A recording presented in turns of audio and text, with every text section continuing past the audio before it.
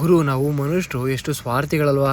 ಬೆಳಗ್ಗೆ ಹಸು ನೀರಿಕ್ಬಿಟ್ಟು ಕಟ್ಟಾಕಿ ಮತ್ತೆ ಕಾಲೇಜ್ ರೆಡಿ ಆಗೋಣ ಅಂತ ಹೊರಟೆ. ಅದಕ್ಕೂ ಮುಂಚೆ ನಾನು ನಮ್ಮಮ್ಮ ಕಾಲ್ ಮಾಡಿ ಹೇಳ್ದೆ, ಹಸು ಇವತ್ತು ಕರು ಹಾಕ್ಬೋದು ನೋಡ್ಕೊಳಮ್ಮ ಮನೆ ಇರು ಅಂತ. ಅದಕ್ಕೆ ನಮ್ಮಮ್ಮ, ನೀನೇನ್ ಡಾಕ್ಟ್ರು ಅಷ್ಟು ಪರ್ಫೆಕ್ಟ್ ಟೈಮ್ ಕೊಡಕ್ಕೆ ಅಂತ ನನ್ ಮಾತು ನಂಬೇ ಇಲ್ಲ. ಸರಿ ಯಾವಾಗ್ಲೂ ಹಾಕ್ಲಿ ಬಿಡು ಅಂತ ಕಾಲೇಜ್ ಕಡೆ ಹೋಗಿದ್ದೆ. ಆಮೇಲೆ ನೀನ್ ಬರೋ ಅಷ್ಟೇ ನಮ್ಮಮ್ಮ ಕಾಲ್ ಮಾಡಿದ್ರು, ಹಸು ಕರು ಆಗ್ತೈತೆ ಅಂತ.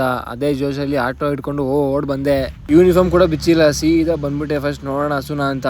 ಹಸು ಯಾಕೋ ತುಂಬಾನೇ ಬಾಧೆ ಬೀಳ್ತಾಯ್ತು. ನನ್ಗೆ ಯಾಕೋ 95% ಓರ್ಗಾರ ಅನ್ಸ್ತಾ ಇದ್ವಿ. ಯಾಕಂದ್ರೆ ಓರ್ಗಾರ ದಪ್ಪ ಬರುತ್ತೆ. ಇನ್ನ 5% ನಂಬಿಕೆ ಇತ್ತು ಪಕ್ಕ ಹೆಣ್ಣುದ್ ಹಾಕುತ್ತೆ ಅಂತ. ಹೆಂಗೆ ಅಂದ್ರೆ ಇದು 4ನೇ ಸೋಲ್ ಕರು ಆಗ್ತಾ ಇರೋದು. ಹಿಂದೆ ಹಾಕಿರೋ 3 ಕರು ಕೂಡ ಹೆಣ್ಣುದೇ ಹುಟ್ಟಿತ್ತು.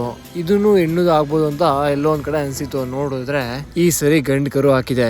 ಏನ್ ಮಾಡಕ್ ಆಗಲ್ಲ ಅನ್ಕೊಂಡು ಅದು ನೋಡ್ತಾ ಇದ್ದೆ. ಹುಟ್ಟಿದ್ದು ಬರೀ 10 ನಿಮಿಷಕ್ಕೆ ಎದ್ ನಿಂತ್ಕೊಂಡು ಹೋಗುತ್ತೆ, ಬೀಳುತ್ತೆ, ಮತ್ತೆ ಎದ್ ನಿಂತ್ಕೊಳ್ಳುತ್ತೆ, ಮತ್ತೆ ಬೀಳುತ್ತೆ. ಅಯ್ಯೋ, ಹಂಗೆ ನೋಡ್ತಾ ಇದ್ದೆ. ಇನ್ನು ಸ್ವಲ್ಪ ಹಂಗೆ ಸ್ಟಡಿ ಆಗಿ ಅವ್ರ ಅಮ್ಮನೇ ಹೋಗಿ ಗೊತ್ತಾಯ್ತೆ. ನೋಡಿ, ಇದೇ ಕರು ಹೆಣ್ಣುದಾಗಿ ಇದ್ರೆ ಸಾಕೊಂತಿದ್ರಿ, ಆದ್ರೆ ಇದು ಗಂಡುದು. ಇದ್ರಿಂದ ನಮ್ಗೆ ಏನು ಯೂಸ್ ಇಲ್ಲ. ಇದೇನ್ ಹಾಲು ಕೊಡುತ್ತಾ? ನಾವು ಮನುಷ್ಯರು ಮೊದ್ಲೇ ಸ್ವಾರ್ಥಿಗಳು. ಇದರಿಂದ ಏನು ಯೂಸ್ ಆಗಲ್ಲ ಅಂತ ಗೊತ್ತಾದ್ಮೇಲೆ ಇದನ್ನ ಮನೇಲಿ ಇಕ್ಕೊಂತೀವ. ಅವ್ನ್ ಯಾವನ್ಗೋ ಮಾರಾಕ್ತಿವಿ. ಅವ್ನ್ ಬರ್ತಾನೆ, ಕೈ ಕಾಲ್ ಕಟ್ಟಾಕ್ಬಿಟ್ಟು ಒಂದ್ ಚೀಲದಲ್ಲಿ ಹಾಕೊಂಡು ಗಾಡಿಲಿ ಮುಂದೆ ಇಟ್ಕೊಂಡು ಹೋಗ್ತಾನೆ. ಕೇಳಕ್ಕೆ ಇಷ್ಟು ಬೇಜಾರಾಗ್ಬೋದು, ಆದ್ರೆ ಇದು ಕಹಿ ಸತ್ಯ.